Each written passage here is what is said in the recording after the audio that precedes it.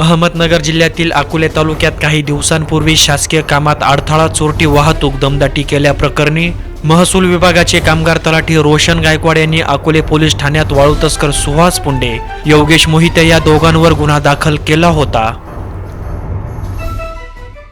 अकोल्यातील टाकळी फाट्यावर वाळूचा भरलेला डंपर तलाठी रोशन गायकवाड यांनी अडवून परवानगी आहे का अशी विचारणा केली।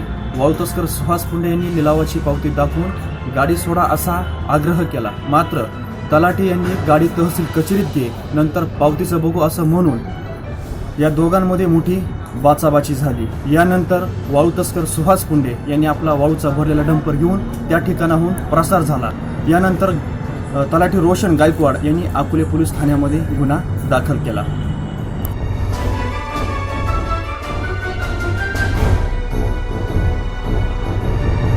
कामगार तलाठी रोशन गायकवाड आणि वाळू तस्कर सुनील ताजने यांचे फोनवर झालेलं संभाषण महाराष्ट्र टाइम्स 1च्या हाती लागलंय। या संभाषणामध्ये अकोल्यातील वाळू तस्कर जगन देशमुख यांनी वाळू तस्कर सुहास पुंडेचा वाळूचा डंपर पकडून पुंडेवर कारवाई करायला सांगितलं आहे अशी कबुली तलाठी गायकवाडने दिल्याचं ही फोनवरची बातचीत सध्या सोशल मीडियात व्हायरल होते। हॅलो, सुने, तुझी पुंड्या बिंड्याची गाडी चालू आहे का? नाही हो, नाही, चालू बिलू असेल तर बंद कर बरं का. सिंगसट आहे बरं का, फिल्डिंग आहे आज फिल्डिंग आहे. गाडीत बाईक होतं बहुतेक तुझी पुंड्याची असेल, बहुतेक गाडी तुझी नसेल पण पुंड्याची असेल गाडी. नाहीये, बंद आहे, हा बंद आहे त्याचं बी. मग कोणची गाडी? मला फोन येऊ राहिली दार.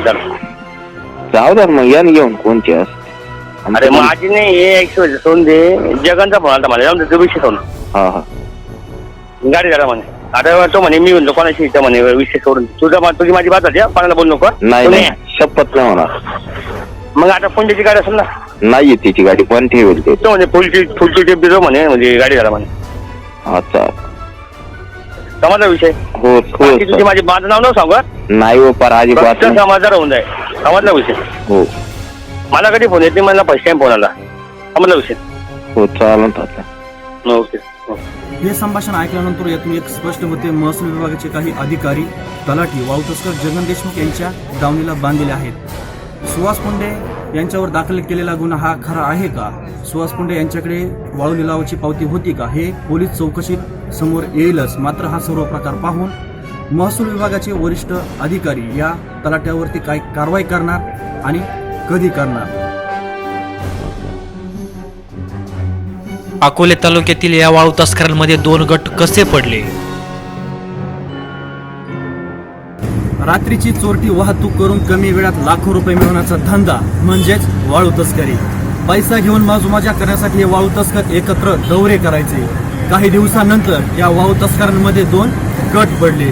दोन्ही गटांना एकमेकांचे अंडे पिले माहीत असल्यामुळे यांच्यामध्ये कधी कधी बाचाबाची देखील होत होती। हे प्रकरण हळूहळू वाढत गेलं आणि याच रागातून एकमेकांच्या गाड्या धरून देण्याचं सत्र सुरू झालं। हे प्रकरण इथेच नाही थांबलं, तर व्हॉट्सअपवरती स्टेटसबाजी देखील मोठ्या प्रमाणावर होत गेली आणि सुरू झाली एकमेकाची जिरवाजिरवी।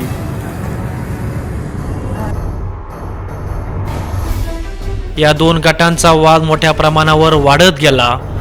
सुहास पुंडेवर कारवाई करावी यासाठी वाळू तस्कर जगन देशमुखने चक्क महसूल विभागाचे कामगार तलाठी रोशन गायकवाड यांचीच मदत घेतली आणि ही कारवाई केली अशी चर्चा आता वाळू तस्करांमध्ये चुपचाप सुरू आहे।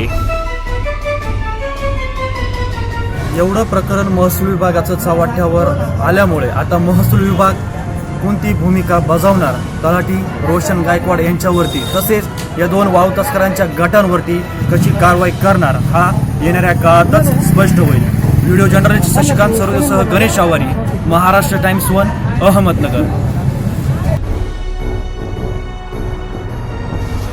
या दोन्ही गटांच्या वाळू तस्करांवरती कारवाईची गरज आहे, नाहीतर यांच्यात घातपात होण्याची शक्यता आहे। प्रतिनिधी गणेश आवारीसह शशिकांत सरोदे, महाराष्ट्र टाइम्स 1, अहमदनगर।